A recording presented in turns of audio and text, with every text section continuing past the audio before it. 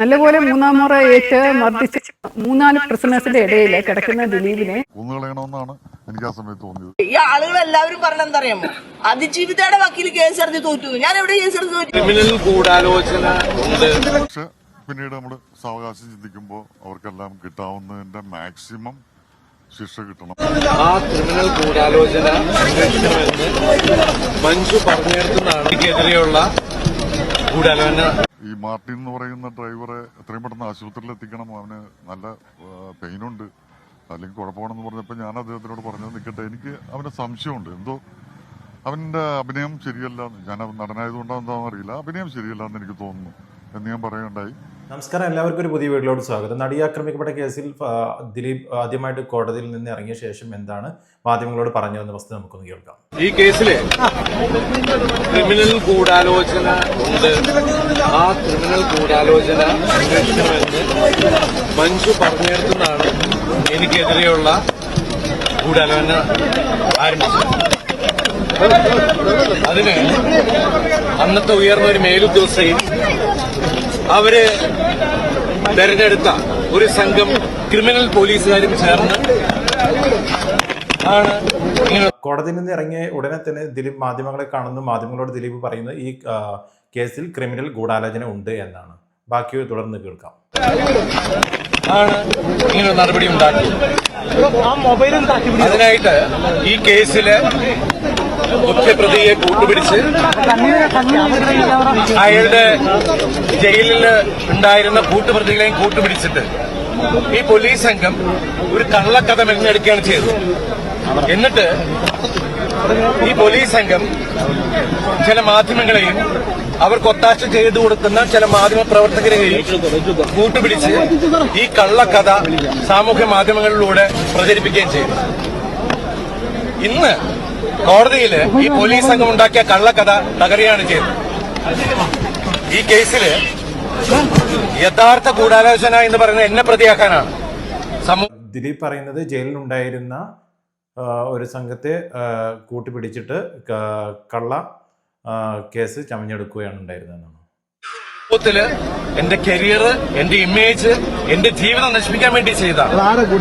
പക്ഷേ ഞാൻ പറഞ്ഞോട്ടെ, നിങ്ങൾ 9 വർഷം പറഞ്ഞില്ല.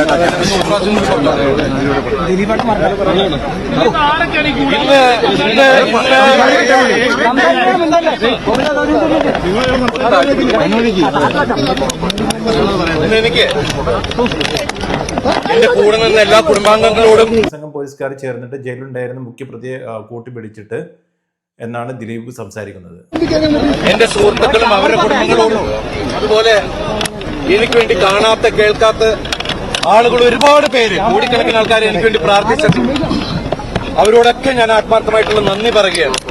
അതുപോലെ ഈ 9 വർഷത്തോളം എനിക്ക് വേണ്ടി അഹോരാത്രം സാമൂഹ്യ മാധ്യമങ്ങളിലൂടെ ഒരു കള്ളക്കഥ പ്രചരിപ്പിക്കുകയാണ് ഉണ്ടായതെന്നാണ് ദിലീപ് മാധ്യമങ്ങളോട് പറയുന്നത്. എനിക്ക് വേണ്ടി അത് ആത്മാർത്ഥമായിട്ട് ഡിഫെൻഡ് ചെയ്ത എന്റെ പ്രിയപ്പെട്ട ലോയേഴ്സ്, അതില് ദിലീപ് പറയുന്നത് പോലീസ് ഉണ്ടാക്കിയിരിക്കുന്ന കള്ളക്കഥ ഇന്ന് കോടതിയിൽ പൊളിയുകയാണ് ചെയ്തത്. രാമപിള്ള സാർ, അദ്ദേഹത്തിന് ഞാൻ എന്റെ ജീവിതം കടപ്പാട് ആത്മാർത്ഥമായിട്ടുള്ള നന്ദി പറയുകയാണ്. അതുപോലെ അദ്ദേഹത്തിന്റെ കൂടെയുള്ള സുജേഷ് മേനോൻ, പിന്നെ എന്റെ കോളേജ് മേറ്റ്, എന്റെ സീനിയർ ആയിരുന്ന ഫിലിപ്പ് ടി വർഗീസ്, അദ്ദേഹത്തിന്റെ അസോസിയേറ്റ്സ് ശുഭ, നിത്യ തുടങ്ങിയ മറ്റുള്ള ജൂനിയേഴ്സ്, അതുപോലെ സുപ്രീം കോടതിയിലെ സമൂഹത്തിൽ ദിലീപിന്റെ കരിയർ, ഇമേജ് ഇതെല്ലാം തകർക്കാൻ വേണ്ടിയിട്ട് ഒരു ക്രിമിനൽ ഗൂഢാലോചന നടന്നു എന്നാണ് പറയുന്നത്. ഒരു സംഘം ക്രിമിനൽ ഗൂഢാലോചന. വംശി തുടങ്ങിയ മറ്റുള്ള ലോയേഴ്സ് എല്ലാവരോടും ഞാൻ ആത്മാർത്ഥമായിട്ട് നന്ദി പറയുന്നു. അതുപോലെ എന്നെ സപ്പോർട്ട് ചെയ്ത് ഈ 9 വർഷക്കാലത്തോളം ജീവിപ്പിച്ച, എന്നെ അത്രയും സപ്പോർട്ട് ചെയ്ത ഒരുപാട് ആളുകളുണ്ട്. അവരുടെ പേരെടുത്ത് പറഞ്ഞാൽ തീരില്ല. അവര് വിവിധ മേഖലയിലുള്ള ആളുകളാണ്. അവരോടെല്ലാം തുടർന്ന് ദിലീപിനെ കാണാത്ത, കേൾക്കാത്ത ദിലീപിന്റെ കുടുംബങ്ങൾക്ക്, ദിലീപിനെ ഇതുമായി ബന്ധപ്പെട്ട് സഹായിച്ച എല്ലാവർക്കും ദിലീപ് നന്ദി അറിയിച്ചു. ഈ നിമിഷത്തിൽ ഞാൻ ആത്മാർത്ഥമായിട്ടുള്ള നന്ദി പറയുകയാണ് എല്ലാവരോടും. ഒരുപാട് സന്തോഷം. 9 വർഷം ദിലീപിന് വേണ്ടി അഹോരാത്രം കഷ്ടപ്പെട്ട ദിലീപിന്റെ പ്രിയപ്പെട്ട ലോയേഴ്സിന് വേണ്ടിയിട്ടെല്ലാം ദിലീപ് നന്ദി പറഞ്ഞു. ദിലീപിന്റെ വക്കീൽ രാമപിള്ള സർ, കൂടെയുള്ള അസോസിയേറ്റേഴ്സ് എല്ലാവർക്കും സപ്പോർട്ട് ചെയ്ത എല്ലാവർക്കും ദിലീപ് നന്ദി അറിയിച്ചു. ദിലീപ് എല്ലാവരോടും ആത്മാർത്ഥമായി നന്ദി അറിയിച്ചു, രേഖപ്പെടുത്തി. അതുപോലെ ദിലീപിനെ 9 വർഷം ദിലീപിനെ സപ്പോർട്ട് ചെയ്ത, ദിലീപിനെ കണ്ടിട്ടും കാണാതെയും എല്ലാവർക്കും വേണ്ടിയിട്ട് ദിലീപ് ആത്മാർത്ഥമായിട്ട് നന്ദി രേഖപ്പെടുത്തി മാധ്യമങ്ങൾക്ക്. ദിലീപിന് ഒരുപാട് സന്തോഷം. വിവിധ മേഖലകളിൽ വിവിധ ആളുകൾ ദിലീപിനെ സപ്പോർട്ട് ചെയ്ത എല്ലാ ആൾക്കാർക്കും ദിലീപ് ആത്മാർത്ഥമായിട്ട് നന്ദി രേഖപ്പെടുത്തി. ദിലീപിന് വളരെയധികം സന്തോഷമുള്ളൊരു ദിവസമാണ്. ദിലീപ് ജയിലിൽ കിടക്കുന്ന സമയത്ത് സ്പെഷ്യൽ ഫുഡ് കൊടുത്തു, കരിക്ക് കൊടുത്തു, മെത്ത കൊടുത്തു ഒക്കെ എന്ന് പറഞ്ഞിട്ട് ഒരു അപരാധങ്ങൾ പ്രചരിപ്പിക്കുകയുണ്ടായി ആർ ശ്രീലേഖ IPSനെ കുറിച്ച്. അപ്പൊ അവരുടെ വാക്കുകൾ നമുക്കൊന്ന് കേൾക്കാം, എന്താണ് സത്യാവസ്ഥ എന്നുള്ളത്. തീർച്ചയായിട്ടും ചെയ്തിട്ടുണ്ട്. 3-4 പ്രിസണേഴ്സിന്റെ ഇടയിൽ കിടക്കുന്ന ദിലീപിനെ ഞാൻ ചെന്നിട്ട് ഞാൻ തട്ടി വിളിച്ചിട്ടാണ് എനിക്ക് പോകുന്നത്. അല്ലെ, പോലീസ് കൊണ്ടുവന്ന് ആക്കുകയാണ് ജയിലില്. നല്ലപോലെ 3-ാം മുറ ഏറ്റ് മർദ്ദിച്ച് 3-4 പ്രിസണേഴ്സിന്റെ ഇടയിൽ കിടക്കുന്ന ദിലീപിനെ ഞാൻ ചെന്നിട്ട് ഞാൻ തട്ടി വിളിച്ചിട്ടാണ് എണീക്കാൻ ചോദിച്ചപ്പോൾ അയാൾക്ക് എണീക്കാൻ പോലും വയ്യ. അയാൾ വിറക്കിയാണ് നടന്നിട്ട്. എന്നിട്ട് പിടിച്ച് എണീറ്റ് നിന്നിട്ടങ്ങ് വീണുപോയി. അപ്പൊ ആളെ കണ്ടപ്പോ എനിക്ക് നമ്മൾ ഈ സ്ക്രീനിൽ കാണുന്ന ദിലീപാണോ അത് വേറെ ഏതെങ്കിലും ആളാണെന്ന് സംശയം തോന്നുന്ന രീതിയിൽ അത്ര വികൃതമായിട്ടുള്ള അരൂപ അവസ്ഥയിലായിരുന്നു ആളെ. അപ്പൊ എനിക്ക് മനസ്സലിയും. എനിക്കങ്ങനെയാണ് കഷ്ടകാലം കാണുമ്പോൾ എപ്പോഴും മനസ്സലിയാറുണ്ട്. ഞാൻ അയാളെ പിടിച്ചോണ്ട് വന്ന് സൂപ്രണ്ടിന്റെ മുറിയിൽ ഇരുത്തിയിട്ട് അയാൾക്കൊന്നും കഴിക്കാൻ വയ്യ, സംസാരിക്കാൻ വയ്യ, സംസാരിക്കാൻ പോലും വയ്യ, ഇടറുന്നു. അങ്ങനെ ഒരു കരിക്ക് കൊടുത്തിട്ട് തുടങ്ങിയ ഒരു ശുശ്രൂഷ എന്ന് പറഞ്ഞാൽ ഞാനത് ചെയ്തിട്ടുണ്ട്. കാരണം ഒരു അടുത്തായിട്ട് നമുക്ക് മറ്റൊരു വീഡിയോ കൂടെ കണ്ടു നോക്കാം. അതിജീവിതയുടെ വക്കീലിന്റെ വീഡിയോ നമുക്ക് അവരുടെ ഒരു പത്രമാധ്യമങ്ങളോട് അവർ സംസാരിക്കുന്നുണ്ട്. ആ വീഡിയോ കൂടെ നമുക്കൊന്ന് കണ്ടു നോക്കാം. ഈ ആളുകൾ എല്ലാവരും പറഞ്ഞ എന്താ അറിയാമോ, അതിജീവിതയുടെ വക്കീൽ കേസെടുത്ത് തോറ്റു. ഞാൻ എവിടെ കേസെടുത്ത് തോറ്റത്? വ്യക്തിപരമായി മനസ്സവാദി അറിയാതെ എന്നെ ആക്രമിച്ചുകൊണ്ടിരിക്കുക. എന്നെ കുറിച്ച് പറയുന്നതല്ല പച്ചക്കള്ളമാണ്. പക്ഷെ ഒരു കാര്യം അപ്പൊ മനസ്സിലാക്കണം, ഈ ആളുകളെല്ലാം ഈ അതിജീവിതക്കെതിരായി ദിലീപിനോടൊപ്പം ചേരുന്നു എന്നുള്ള എന്നെ ഇല്ലാണ്ടാക്കാന്ന് പറഞ്ഞാൽ അതിന്റെ അർത്ഥം എന്താ? അവർക്ക് പുറത്തുനിന്ന് തന്നെ ആളുകളെല്ലാം പറയുന്നത് അതിജീവിതയുടെ വക്കീൽ കേസ് നടത്തി തോറ്റു എന്നാണ്. പോലെ ഫൈറ്റ് ചെയ്യാൻ പറ്റുമോ? ഇല്ല. ആ ഫൈറ്റ് ഞാൻ ഏറ്റെടുക്കുമ്പോ എന്നെ ഇല്ലാണ്ടാക്കാണ്. നാളെ ഞാൻ ഉണ്ടാവുമെന്ന് നിങ്ങൾ നോക്കുന്നു. ഇല്ല, അതിജീവിതയുടെ വക്കീലിന് ട്രയൽ കോടതിയിൽ ഒന്നും പറയാൻ പറ്റില്ല. നിയമം അനുവദിക്കണില്ല. അതിജീവിതയ്ക്ക് അപ്പീൽ കൊടുക്കാനുള്ള ഒരു പ്രൊവിഷൻ ഇപ്പോഴാണ് വന്നത്. ആ അപ്പീൽ അവർക്ക് കൊടുക്കാം, അല്ലാതെ ട്രയൽ കോടതിയിൽ എനിക്ക് മിണ്ടാൻ പറ്റില്ല. ഈ ആളുകൾ എല്ലാവരും പറഞ്ഞ എന്താ അറിയാമോ, അതിജീവിതയുടെ വക്കീൽ കേസെടുത്ത് തോറ്റു. ഞാൻ എവിടെ കേസെടുത്ത് തോറ്റത്? ഞാൻ കേസ് നടത്തി ജയിച്ച ആളാണ്. CFSൽ അവർ റിപ്പോർട്ടിന് പോയില്ലേ, മെമ്മറി കാർഡിന്റെ? അത് എവിടെയാ? കോടതി ഹാജരാക്കിയോ? എവിടെയെങ്കിലും ഹാജരാക്കിയോ? ഇല്ല. ഇതെല്ലാം അറിയാവുന്ന ആള് നമ്മളെ. അതിജീവിതയുടെ വക്കീൽ പറയുന്ന എല്ലാവരും കൂടിയിട്ട് അതിജീവിതയുടെ വക്കീലിനെ ഇല്ലാതാക്കാൻ വേണ്ടി ശ്രമിച്ചു. പക്ഷേ അത് നടന്നില്ല. ഇന്ന് വൈകുന്നേരം വരെ 12-ാം തീയതി വൈകുന്നേരം വരെ എനിക്ക് റെസ്ട്രിക്ഷൻസ് ഉണ്ടെന്ന് നിങ്ങൾ മനസ്സിലാക്കണം. 12-ാം തീയതിക്ക് ശേഷം ഞാൻ വെറും അഡ്വക്കേറ്റ്. അതിജീവിതയുടെ വക്കീൽ അങ്ങനെ കേസ് നടത്തി തോറ്റിട്ടില്ല എന്ന വാദമാണ് പറയുന്നത്. പക്ഷെ അവർ കേസ് നടത്തി വിജയിച്ച ആളാണ്. അപ്പൊ അവരുടെ നമുക്ക് വാക്കുകളൊന്ന് കേൾക്കാം. ഈ മറുനാടൻ മലയാളി പച്ച കള്ളയിരുന്ന് ഏതെങ്കിലും ജേർണലിസ്റ്റിങ്ങിന് ചെയ്യൂ, ജേർണലിസ്റ്റുകളാണെങ്കിൽ ചെയ്യൂ. മറുഭാഗത്തിൽ എന്താ പറയുന്നത് കേൾക്കാതെ, ചോദിക്കാതെ ഇത് എന്തിനു വേണ്ടിയാണ് ആളിരുന്ന് ചെയ്തുകൊണ്ടിരിക്കണേ? ഏത് കാര്യമാണ് ഈ പറയുന്നത്? അതിജീവിതയുടെ കാര്യമോ ദിലീപ് കേസോ ആണോ പറയുന്നത്? ദിലീപ് കുറ്റക്കാരനാണെന്നുള്ള നിലപാടിൽ തന്നെയാണ്.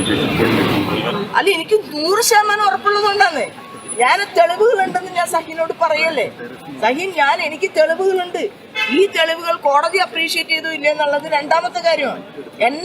എനിക്ക് വിശ്വസിക്കാൻ കഴിയുന്നത് 100%. ഈ ആള് അതിജീവിതയുടെ വക്കീൽ പറയുന്നത് 100% വിശ്വാസമാണ് അവർക്ക്. ദിലീപ് കുറ്റക്കാരനാണെന്ന് തന്നെയാണ് അവർ പറയുന്നത്.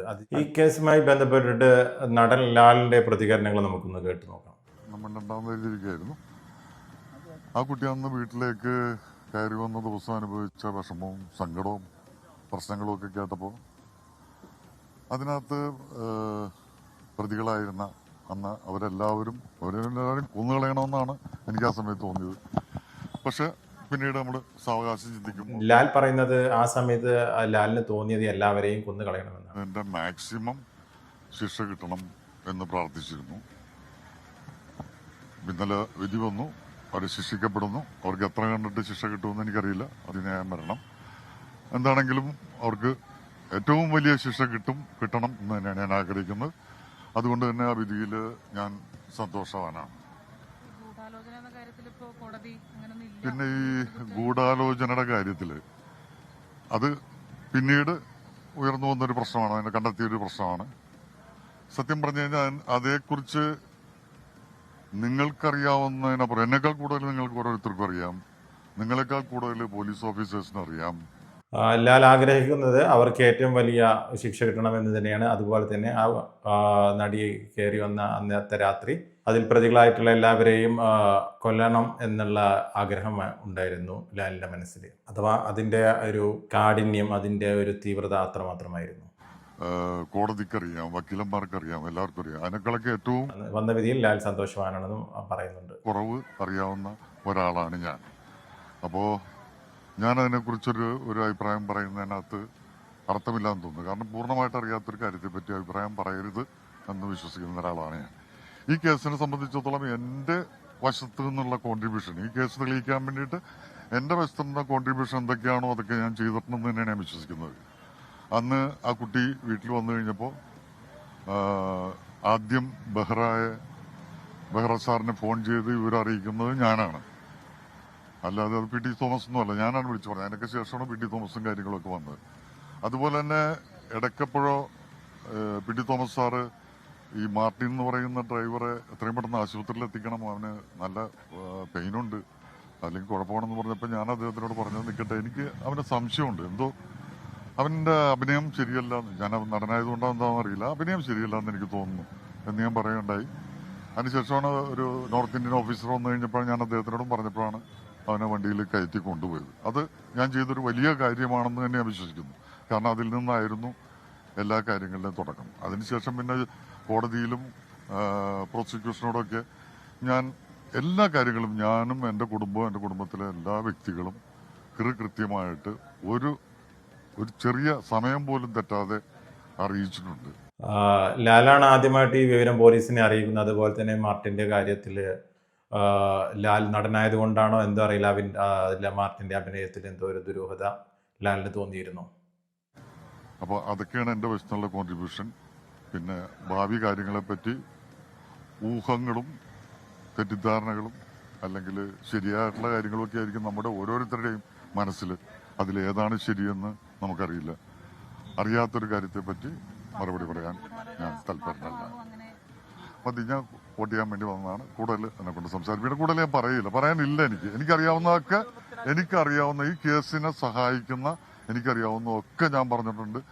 ഇനി അതിനും ആ കേസ് മുൻപോട്ട് സുപ്രീം കോടതിയിലേക്ക് പോവുകയാണെങ്കിൽ അപ്പോഴും ഈ രേഖ കൂടി എന്തൊക്കെ എനിക്ക് ചെയ്യാൻ കഴിയുമോ, എനിക്കറിയാവുന്ന കാര്യങ്ങൾ എന്തെങ്കിലും പുതുതായിട്ടുണ്ടെങ്കിൽ അത് ഞാൻ തീർച്ചയായിട്ടും അറിയിച്ചിരിക്കും.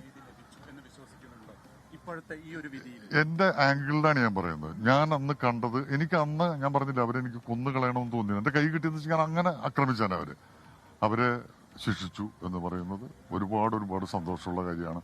അത് ഇപ്പോൾ വിധി വന്നിരിക്കുന്നത് ശരിയാണോ തെറ്റാണോ എന്ന് പറയാൻ ഞാൻ ആളല്ല. എന്തുകൊണ്ടിട്ടാണ് അങ്ങനെ ഒരു വിധി വന്നതെന്നും എനിക്കറിയില്ല. ഈ വിധി നമുക്ക് പുറത്തേക്ക് കിട്ടിയിട്ടില്ല, വിധിയുടെ പകർപ്പ് നമുക്ക് കിട്ടിയിട്ടില്ല. അതിൽ കുറ്റവാളിയേ അല്ല എന്നുള്ള അർത്ഥത്തിലാണോ, അല്ലെങ്കിൽ തെളിവുകൾ പൂർണ്ണമായിട്ടും ശേഖരിക്കാൻ പറ്റിയിട്ടില്ല, ലിങ്ക് കറക്റ്റായിട്ടില്ല എന്നുള്ള അർത്ഥത്തിലാണോ ഒന്നും നമുക്കറിയില്ല. അപ്പോൾ അത് അറിയാത്തിടത്തോളം കാലം ഊഹാപോഹ കഥകൾ പറയാൻ ഞാനാളല്ല. Thank you. ഞാൻ വിളിച്ചിട്ടില്ല. വലിയ ബുദ്ധിമുട്ടാണ്. ഞാൻ വലിയ കൺഫ്യൂഷനിലും ടെൻഷനിലും വിധി വന്നത് ശരിയാണോ തെറ്റാണോ എന്ന് പറയാൻ ലാൽ ആളല്ല എന്ന് ലാൽ പറയുന്നു. അതുപോലെ തന്നെ ലാൽ പറയുന്നത് അന്നേരം അവരെ ലാലിൻ്റെ കയ്യിൽ കിട്ടിയിരുന്നെങ്കിൽ ലാലിനെ അവരെ അതികൂരമായിട്ട് മർദ്ദിക്കാൻ, അങ്ങനെ അത്തരത്തിലുള്ള ഒരു ഇതാണ് ലാൽ പറയുന്നത്. അത്രക്കും ദേഷ്യം ഉണ്ടായിരുന്നു ലാലിന്. മാത്രമല്ല ഈ ലാലിന് ചെയ്യാൻ കഴിയാവുന്നതിന് പരമാവധി ലാലിൻ്റെ സൈഡിൽ നിന്ന് ചെയ്യാവുന്ന കോൺട്രിബ്യൂഷൻസ് എല്ലാം ഈ ലീഗൽ ഫോർമാലിറ്റീസിന് വേണ്ടിയിട്ട്, അതുപോലെ തന്നെ മറ്റുള്ള ലാലിൻ്റെ ഇതൊക്കെ ചെയ്യാൻ പറ്റുന്നതെല്ലാം ലാൽ ചെയ്യുമെന്നും പറയുന്നു. അതിന് സുപ്രീം കോടതി പോവുകയാണെന്നുണ്ടെങ്കിലും ലാലിൻ്റെ സൈഡിൽ നിന്ന് ചെയ്യാവുന്ന എല്ലാ തെളിവുകളും മറ്റുള്ള കാര്യങ്ങളൊക്കെ ചെയ്യുമെന്ന് ലാൽ പറയുന്നു വീഡിയോയിൽ. പ്രധാനക്കേടിലുമാണ്. സന്തോഷിക്കണോ സങ്കടപ്പെടണോ ഒന്നും അറിയാൻ പാടില്ലാത്തൊരവസ്ഥയാണ്. Thank you. പ്ലീസ്. അപ്പോൾ ഗൈസ്, അപ്പോൾ നമുക്ക് ഈ വീഡിയോ ഇവിടെ അവസാനിക്കുകയാണ്. അപ്പോൾ നിങ്ങൾക്ക് എന്താണ് ഇതിൽ നിന്ന് തോന്നിയത്? ഇപ്പം നമ്മൾ അഡ്വക്കേറ്റ് ടി വി മിനിയുടെ വീഡിയോ അതിനകത്ത് കണ്ടു, അതുപോലെ ലാലിൻ്റെ വീഡിയോ കണ്ടു. അപ്പോൾ ഈ 3 വീഡിയോസും കണ്ടിട്ട് നിങ്ങൾക്ക് നിങ്ങളുടെ വിലയേറിയ അഭിപ്രായങ്ങൾ നിങ്ങൾ രേഖപ്പെടുത്തണമെന്ന് പറയുന്നു. വീഡിയോ ഇഷ്ടമായിട്ടുണ്ടെങ്കിൽ സബ്സ്ക്രൈബ് ചെയ്യാനും ഷെയർ ചെയ്യാനും മറക്കരുത്. Thanks for watching.